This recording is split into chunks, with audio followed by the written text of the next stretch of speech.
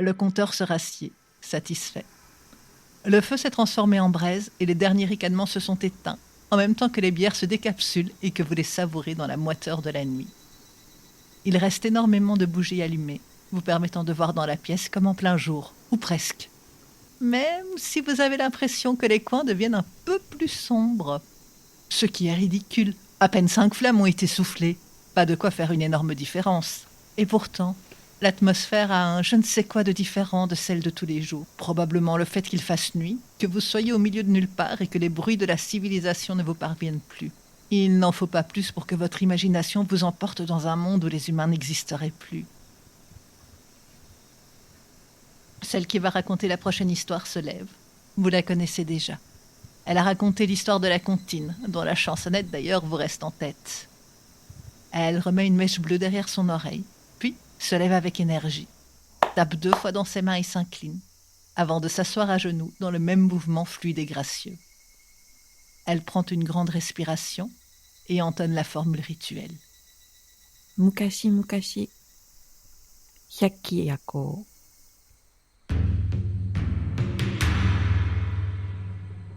Si mon Dohai vous a parlé de personnes disparues dans l'histoire précédente, je vais moi aussi vous raconter une histoire d'égarés, mais pas du même type, non. D'un type ancien, beaucoup plus ancien. Vous avez peut-être entendu parler des cercles de pierre occidentaux, comme Stonehenge en Angleterre ou ceux de Karnak en Bretagne. Mais savez-vous qu'il y en a ici aussi, au Japon ? Peut-être même plus anciens que les Européens. Il en est un appelé Oyu, situé dans la préfecture d'Akita, dans le Tohoku, au nord de l'île principale du Japon, qui, paraît-il, regorge d'étranges pouvoirs. Si vous allez le voir aujourd'hui, ne vous attendez pas à quelque chose de grandiose comme en Angleterre, avec des pierres de dizaines de tonnes hautes de plusieurs mètres et placées en cercle. Non. Imaginez plutôt 2 cercles de pierre, dont le plus large fait 46 mètres et est appelé Manza. Au milieu de ce cercle constitué de 48 gros rochers et de cailloux de rivière, est érigé un monolithe. Quelques centaines de mètres plus loin, un autre cercle plus petit, nommé Nonakado, qui comporte 44 gros rochers et pareillement plusieurs couches de cailloux de rivière étalés entre eux. Ce n'est peut-être pas impressionnant visuellement, mais ils sont là depuis des millénaires, au moins 4000 ans. Ces 2 cercles sont entourés de ruines de bâtiments, soutenus par des piliers et des structures en pierre déposées de manière concentrique tout autour. Ils ont toujours été très importants dans la région, jouant un rôle mythique aussi bien dans le passage du temps que dans les rites funéraires. Bon, je vous passe les découvertes et théories archéologiques à ce sujet, nombreuses et passionnantes, nous ne sommes pas là pour ça. Mais si vous allez à Kazuno et que vous parcourez ce site historique, si vous faites partie des gens les plus sensibles aux atmosphères occultes, vous pourrez encore sentir les lignes d'énergie qui parcourent ce lieu sacré, et peut-être même entendre les cris des gens qui s'y sont retrouvés piégés. Kazuno, années 80. Venus de Tokyo, une bande de 3 amis, Aika, Harumi et Kaede, avaient décidé de venir passer le solstice d'été dans une auberge traditionnelle, le Towada Oyu Onsen. Un bâtiment réputé depuis des centaines d'années et très prisé pour ses différentes sources chaudes naturelles. Arrivées en train, elles étaient bien décidées à passer ce long week-end ensemble et à profiter de la nature, des sources, de la cuisine et de l'alcool. Si le premier jour, elles avaient passé leur temps à barboter dans les sources, plonger une tête dans le lac Towada et lézarder au soleil, cette deuxième journée avait été un brin plus culturel. Visite de mines, de la forêt Shirakami-sanchi, entre autres, et elles avaient pas mal crapahuté pendant toute la journée. Aussi, ce soir-là, c'est fourbu qu'elles dévorent les plats qui passent sur la table basse de leur chambre. Sushi, sashimi, soupe, nabe, tous ces délices sont savourés à leur juste valeur, tandis que l'umeshu coule à flot. Après un dernier passage dans le onsen, juste avant sa fermeture, où elles ont beaucoup ri et parlé, tellement que la tenancière de l'auberge traditionnelle leur a fait les gros yeux en agitant son doigt, alors qu'elle s'habillait, toujours en rigolant, et aussi, il faut bien se l'avouer, en tanguant un peu. « Ne faites pas de bruit, s'il vous plaît. Les autres clients dorment. Et dépêchez-vous, le onsen est fermé. » Oui, pardon, excusez-nous, on va être silencieuse. Si vous voulez fumer, vous pouvez aller sur la terrasse, mais parlez doucement. Je vous fais confiance, hein. Oui, Pas de souci. Une fois rhabillées, un verre d'omeshou à la main, les filles discutent à voix basse dans l'air chaud de la nuit. Aika, une cigarette à la main, nargue ses copines. Et vous savez, il paraît que là-bas, un peu plus loin, il y a un cimetière.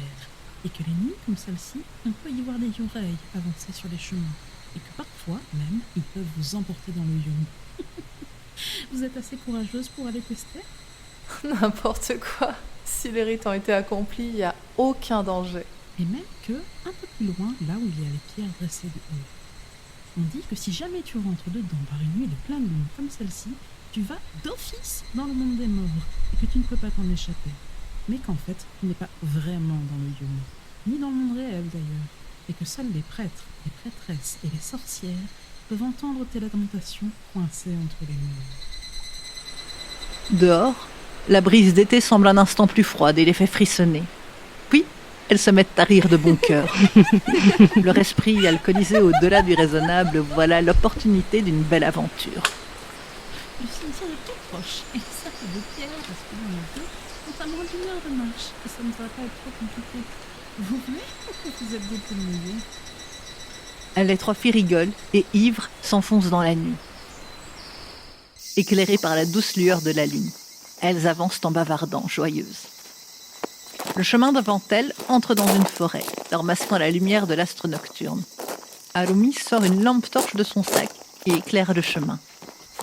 Elles arrivent devant l'enceinte du cimetière, se regardent un peu moins sûres d'elles. Puis, la première, Aika, pose le pied sur l'allée de pierre qui conduit vers les tombes. L'endroit est paisible, troublé seulement par le chant des oiseaux nocturnes et le bruit de leurs pas sur le sol. Elles s'enhardissent et pénètrent plus profondément dans le cimetière. Autour d'elles, des tombes, des lanternes en pierre, et dans la pénombre plus loin, des dizaines de jizo, ces petites statuettes en pierre qui ressemblent à des enfants et qui semblent les observer.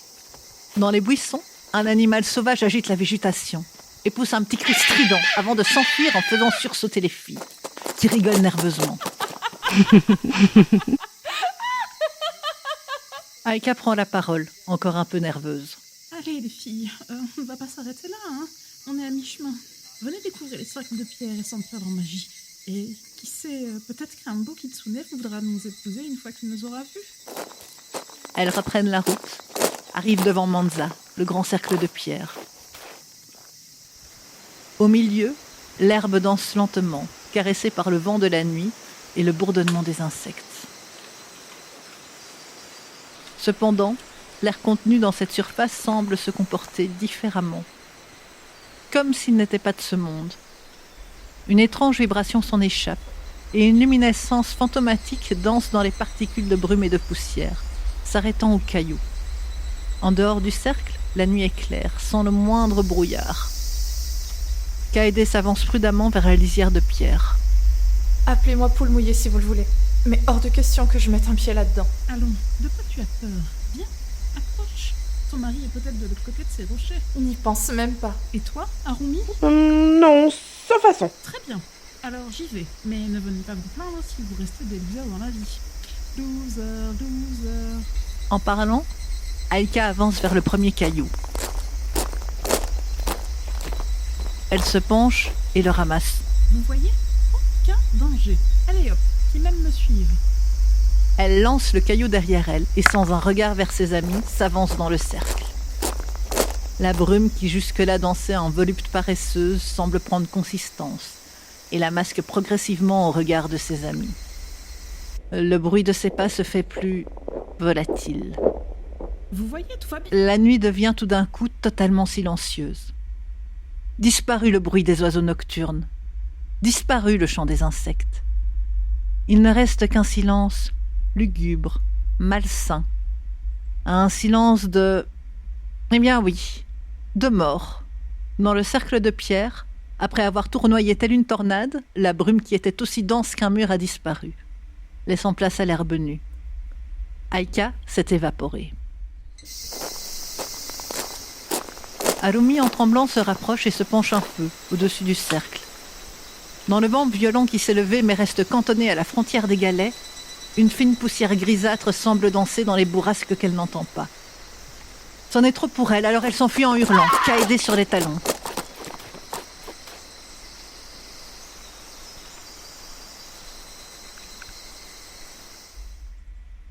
Dans le cercle de pierre, Aïka, interloquée, les regarde.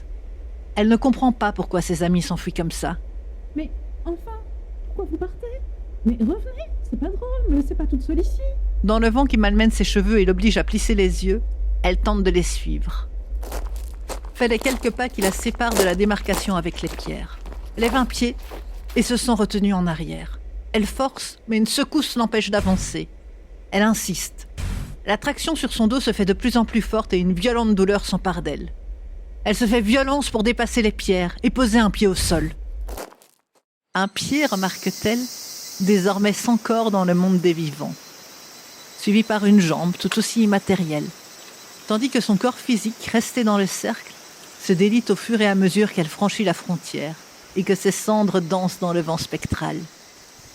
Elle hurle d'une voix que seuls quelques rares élus, ou maudits suivant le point de vue, peuvent entendre. Ses amis sont déjà loin. Jamais elles ne se sont retournées et il est hors de question qu'elles retournent là-bas. Bien entendu, au petit matin, des recherches seront lancées, mais le corps de Aïka ne sera jamais retrouvé. Certains policiers diront dans leur compte-rendu avoir ressenti des frissons ou une présence à proximité du cercle et à différents endroits. Des médiums prétendront l'entendre demander le droit à une sépulture, au rite permettant de libérer son âme. Beaucoup tenteront de le faire. En vain.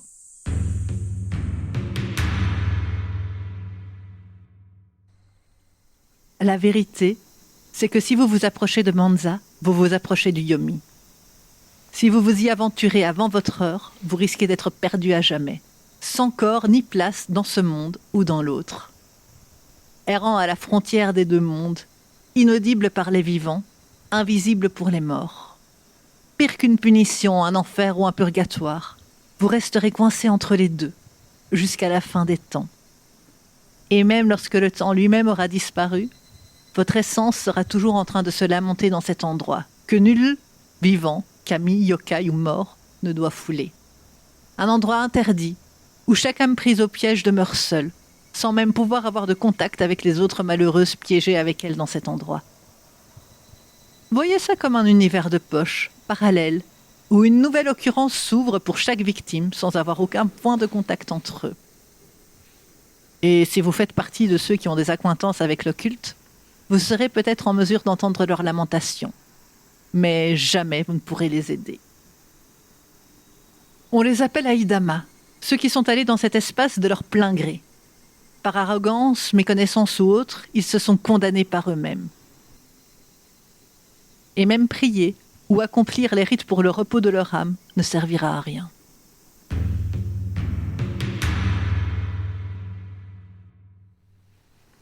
Le silence se fait dans le sanctuaire, troublé par le crépitement des insectes nocturnes. Intérieurement, vous vous jurez de ne plus jamais approcher d'une pierre, quelle qu'elle soit. La conteuse, un petit sourire satisfait sur les lèvres, se redresse, frotte ses genoux et se dirige vers une bougie. La 6e. Elle vous regarde dans les yeux avant de la souffler et de retourner s'asseoir parmi vous.